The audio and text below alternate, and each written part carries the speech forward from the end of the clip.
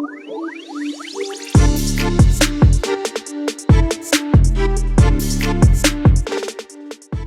everybody and welcome back to Sweet and Sour Soccer, and the tier lists have returned. Yes, I don't think we've actually done a tier list in a while, so I thought what better chance to bring out the tier list, bring it back by ranking every single Premier League team's transfer window.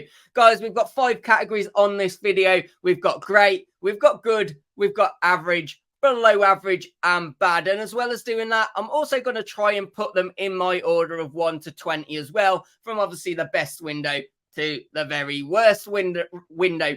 Guys, if you do enjoy the video, as always, please do me a massive favor, hit that like button and please do subscribe to the channel as well. And let's waste no more time and let's jump into this video. And we're going to kick off with AFC Bournemouth, who have obviously had, for me, a very good window. I think with Bournemouth, you know, you've got to prevent second season syndrome happening. And for them, they had to continue to build, and haven't they done that just? You look at the people that they've brought in. Alex Scott, who we've not obviously seen yet. I think he will be a very good signing from Bristol City. Since talking to the Championship, they've also brought in Cinsatira from Leeds on the loan move. Last, obviously, transfer deadline signing. As well as that, they've brought in a whole other host of names to really add to this Bournemouth squad. And I think for that reason, you've got to say they've had a good window. Let's move on to Arsenal now, and it's a weird one, and I think it's one that will actually divide opinion with Arsenal about whether they've had a good window or not. Obviously, you know, they've lost some players, moving on Granit Xhaka, you know, the likes of Rob Holding, Tavares, and also Turner, who obviously of those 3 that I just mentioned have gone on to other places in the Premier League. But aside from that, you know, they've brought in some good additions. Obviously, Declan Rice has come in. Kai Havertz, I don't mind that one. I just think it's maybe not really been used properly at the moment, and Arteta really needs to find his balance of the squad. Timber, who sadly ended up getting injured, and of course, you can forget David Raya on loan. So although their incomings haven't been bad, I have to ask myself one question with Arsenal. Are they any closer to getting near winning that title and challenging City? And they are. I think my actual honest view is no, they are not. I think, you know, it's an average window for me. And I think if they wanted to get any higher, they needed to bring in a real talisman, a real goal scorer. I question whether they've got that in Jesus and Nketiah. And as we've seen, Arteta's already benched Nketiah a couple of times this season, even though he is scoring. So it maybe suggests that even Arteta isn't fully convinced himself. Guys, let's move on to speaking about Aston Villa. And look, this is going to be the first team to go straight into that great window, because they have had a great window. You know, you look at the talent that they've brought in: Pau Torres, Diaby, Tielemans, who was on a free, including a couple of loan signings. And obviously, you know, they pick up an injury early on into the season. What do? They go out and they get Lenglet from Barcelona on loan. They've just adapted really well in this window, and I think they've put themselves in a real good, balanced squad to have a great season and challenge in both, you know, Europe and the Premier League. Let's move on speaking about Burnley, a team who obviously are coming up this season. And I think when a team comes up, I think their only task is to survive.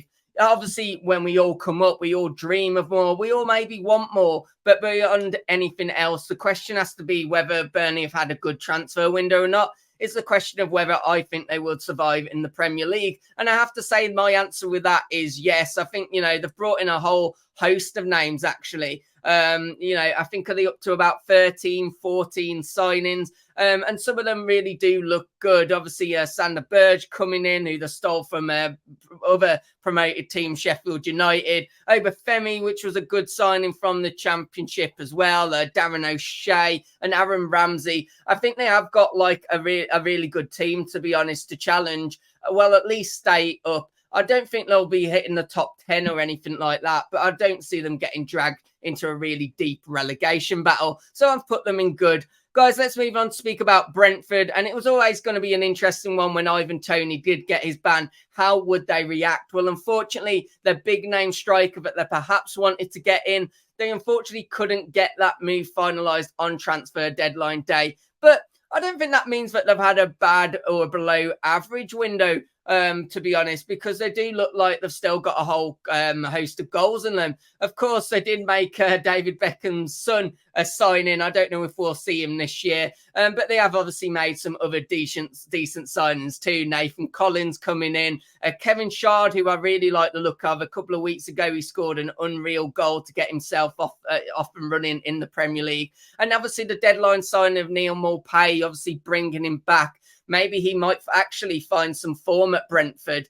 I think Brentford have probably had somewhat an average window. I would call it average just because I think they maintain, but I don't think they necessarily get any better than they did the previous season and challenge for those European honours. But Brentford are still going to be easily safe in the Premier League. Let's move on to someone that did challenge for the European honours last season, and that was, of course, Brighton, who do find themselves in Europe this season. And, of course, when a new team gets their way into Europe, usually the big dogs come calling and try and pull away some of their star talent. You do have to say with Brighton, though, they did at least get some decent fees. 35 million for McAllister, 25 million for Robert Sanchez, and who cannot forget the 115 million that they managed to get in the end for Caicedo. That really gave them some good funds to go out and spend. And yes, of course, they did. Dahoud coming in. João Pedro, I like that as a signing, giving them some depth up front. James Milner looks like he can still do a job.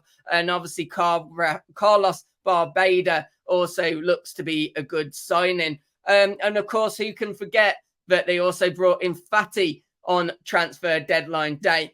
I think Brighton will continue to challenge Europe, and I do have to say they've had a good window because, in all honesty, you know, they've had their star talents robbed from them, but I think they've replaced them well. So for that reason, I am putting them in good. Maybe had a better, just slightly better transfer window than Burnley. You don't really know with Burnley yet. We've not really seen the host of talent and what they can do that they've brought in so far, and they've obviously not had time to adapt. Let's talk about Chelsea next. And Chelsea, it's a really hard one here because people would argue great. I think people would argue bad as well. You almost have to wonder how long can Chelsea carry on spending. They've spent over 1 billion now, which is absolute crazy. And they've got a long list of names that they've brought in. Obviously, some of those to pick out would be Nicholas Jackson, Nkunku, Caicedo, Lavia, Cole Palmer coming in late in the window as well. I think for that reason with Chelsea, you probably have to say, and this is going to get argued, they have had a great window. They've had a great window because obviously they've signed some decent players and a lot of players as well. But yeah, so I'm going to go great. I know that's going to get some people not too happy. Sorry, guys, just pause the video there quickly because it did come up that my Wi-Fi was possibly playing up a little, so obviously didn't want that to affect the video. Like, let's jump straight back in. Crystal Palace, so you guys are up next. And so far, I've not put anyone in the below average or bad, but I think Palace might be going there. Lemina coming in, Matthias Franca. Obviously they've got Holding in, and of course Dean Henderson. You know, that's a good keeper upgrade for sure. He did very well on loan for the first half of the season anyway at Nottingham Forest last term. But you've lost Zaha, and okay, they've kept Elise as well. That's obviously a good thing. But I'm looking at Palace, and I really do think they will struggle this season. You have to ask, what do Palace aim for every single year? Is it just, let's just stay in the Prem if we can finish mid-table somewhere? Job done. When are Palace actually going to move on and try and push for something and try and achieve something else than just surviving or finishing a comfortable mid-table? I mean, for me, I think they've had a bad window. I do. I think it could have gone a lot better for Crystal Palace. Yeah, I'm putting them in bad. Let's move on to Everton next, and this is going to be obviously an interesting one to debate as well. They did get Danjuma in this time. Obviously, they didn't achieve that in January. They also got in Harrison. Beto, who played at the weekend, he looks like a good player. Maybe not the most lethal of finishers, but he looked like he was getting into the right positions at the right time. So I'll put it down to a little bit of nerves. But, and there is a huge but on this, you know, you look at who Everton have possibly lost. The losing Iwobi really did not make sense for me. Last day of the window. Okay, he was on the last 12 months of his contract, but I suppose that's why they had to sell him. 22 million. It does wonders maybe for the FFP troubles that they've had. It was always going to be a really difficult window for Everton, but I think they have to go into bad, because do I think they're any more or closer away from not being dragged into a relegation battle this year? I'd argue probably not. So I do think it has been a bad window for Everton. Let's move on to speaking about Fulham now. And I mean, look, they've had again another team with another interesting window. Of course, as I mentioned, they brought in Iwobi on transfer deadline day. They managed to keep their manager, Marco Silva, who at one point looked like he was off to Saudi Arabia. But then they did lose someone to Saudi Arabia in Mitrovic, who was his goal scorer. And then you go on to replace him with Raul Jimenez, who, you know, as a Wolves fan, I know he hasn't been on a real good striking form. One of my favourite players of all time, don't get me wrong, but he's not been on form since he returned from that horror injury. And then you almost lose Palhinha. He's even done the video to say, I'm here, guys, I'm here at Bayern, but they don't allow it to go through as they can't get a replacement. Fulham, I have to say I do respect that, but I don't think you've had a very good window. And when you consider where you were last season, I do actually think that you've probably even had a worse window than Everton. You seem to be scoring at the moment, which sounds a bit daft for me to say. I do wonder over the course of the season where your goals are going to come from. But, you know, you're going to have entertainment, don't get me wrong. You've got potential wingers of Iwobi and Adama. They're going to be great to watch, but maybe not have that end product. And I think Fulham will have a lot worse season than they did the prior one. Let's talk about Liverpool next. They are up next because it was the big rebuild for Liverpool, of course. You know, they had to replace their midfield. And, of course, a lot of them ended up going to Saudi Arabia. We do wonder how much that's going to be contingency and how much that's going to happen. You also do have to wonder on this one, it's a bit weird, of whether they're going to end up having to cave into Saudi, because Salah's getting offered an absolute fortune. And Saudi are happy to offer, 150 to 200 million for someone that's like coming in his 30s, is he now, Salah? So this could change actually, but you have to look at it on the face value of what they have done and what they haven't done. They didn't get Caicedo, obviously. They also lost out on Lavia because of maybe pushing Caicedo too much, but they did manage to turn it around a little bit. They've got in McAllister. They've managed to get in Endo. They've also managed to get in Gravenbach, and of course, the signing of Szoboszlai that happened early in the window as well.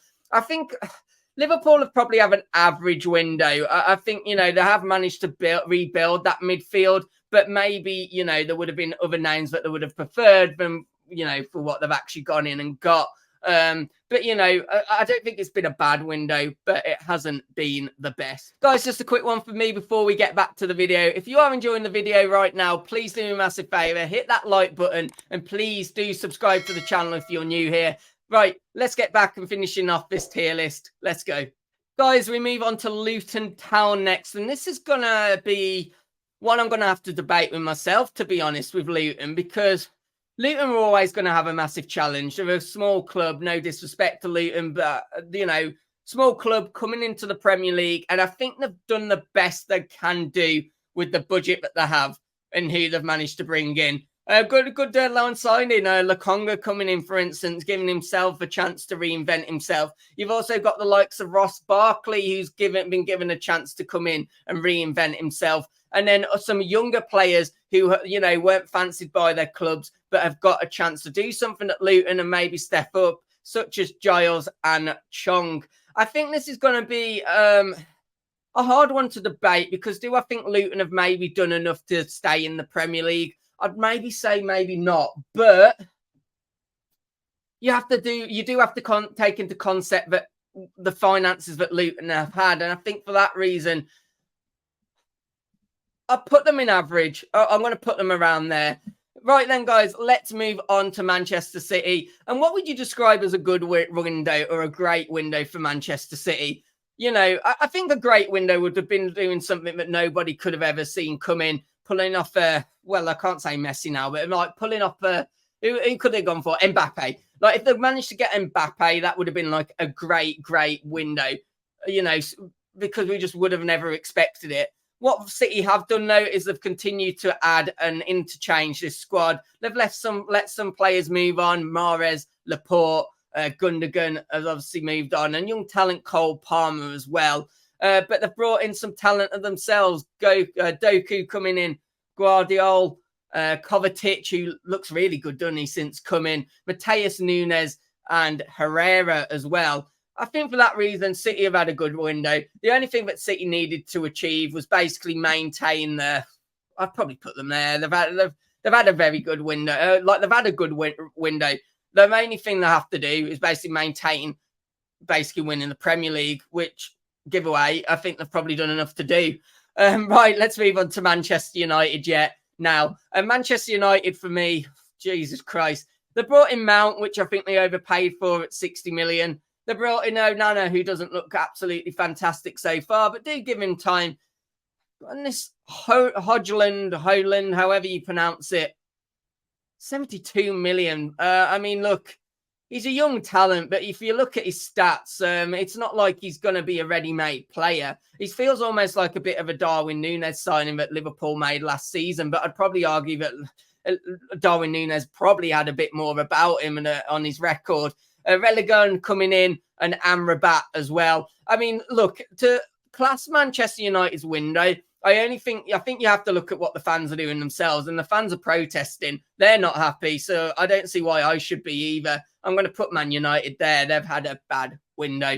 Let's move on to speaking about Nottingham Forest, who, no surprise, they started the window a little slow, but they've brought in a whole host of names, but they have brought in some good talent. They've managed to shore up their back line, bringing in a couple of centre-backs, which will obviously give them that bit more of a protection. They obviously needed it watching them last season. They gave away too many goals. They've strengthened the forward line once again with the deadline signing of Origi, who will partner up or play alongside or interchange with Awanui, who again looks fantastic. Obviously not a new signing. Elanga, he's starting to get himself going and looking like a decent player. And who cannot forget the big deadline signing of Snargray? I think Forest, they've improved themselves on last window. I think they've had a good window, and I think they've probably had one of the better windows out the lot.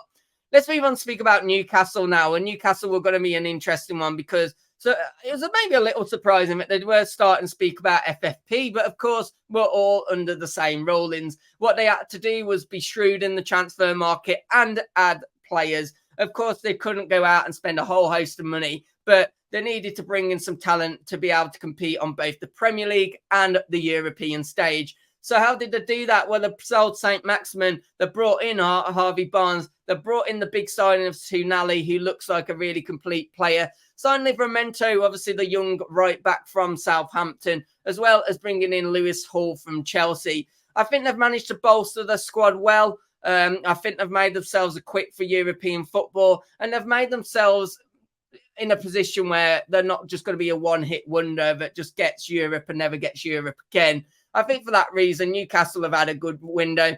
Maybe marginally better than Brighton, just because I think maybe I'm going to say they've had a bit better one than Brighton.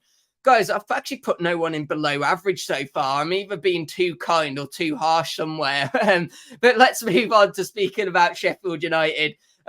Sheffield United, for me, they actually looked half decent at the weekend against Everton, but I don't know if that's just because both teams aren't fantastic. I think one of the signings I really do like is Gusto Harmer. I think he's a really good signing. Tom Davis, they brought in McAtee, another good signing towards the end of the window. And Archer also looking like a very good player as well. But you do have to look at what they've lost because of that. They've lost their two main stars, Ndiaye, Burge. Have they done enough to stay in the league? Time will tell. But I don't think they've had one of the best windows. So I am actually going to put them in bad. Have they had a worse window than Everton? There's not much between it, is there? I'm going to put them there. Right, let's speak about Spurs next. And obviously, well, we have to speak about the fact that they lost the talisman, Harry Kane. He did end up leaving the club, of course. And how did they replace him? Well, they didn't. They trusted Richarlison. But there is some good things that they've done in this window. Solomon on a free, not a bad signing. You know, they brought in the defender Mickey van der Ven, is it?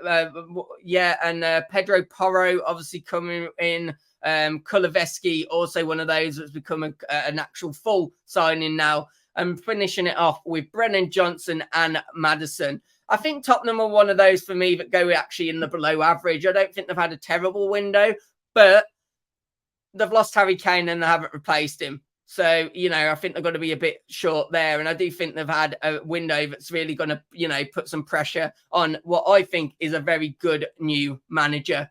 Guys, West Ham, we're down to our last two to complete. West Ham, let's talk about you guys, because obviously you lost Declan Rice for 105 million. So you got a good fee there. I think you knew it was coming. And what also was good is you managed to get rid of Scamacca. Okay, you maybe didn't make all your money back, but was it around 27.5 million? You still managed to get through him after what's been a terrible time, really, at West Ham. I think you did well there. And you look at the rebuild. Kudus, Alvarez, Ward-Prowse, Paqueta staying as well. I mean, for me, West Ham have rebuilt very, very well. Sometimes you see clubs get these huge amounts of money and they just waste it, or they overspend, or they just, you know, they just don't replace what they've got, e.g. Spurs. West Ham, I think they've had a good window. I'm going to place them as high as there. I think they've actually had a really good window. Guys, finishing off with my club, Wolves. And a few days ago, I would have put them in bad because let's take it at face value. I'll read off the names that we've lost. Giles, Cody, Neves, Matinho, Adama, Jimenez, Mateus Nunes, and who cannot forget our own manager Lopetegui walking out because of the lack of transfer activity. But in the last few days of the transfer window, we've come in with something apart from Tom King or Matt Doherty. We've brought in Santiago Bueno, who's the much-needed fourth centre-back. We've obviously brought in our new young lad, Gonzalez, for a cut price fee. We've then made other additions as well. You know, you think about what we've done in the transfer market. Tommy Doyle coming in, the late night signing of the French centre mid. I don't think you can say we've had an average window, because we're building something under Lopetegui, but we're now in a position where we feel we're going to at least be safe. So I think we've had a below average window, in all honesty. So guys, that is my tier list. Let me know, where did I go wrong? Where did I go wrong?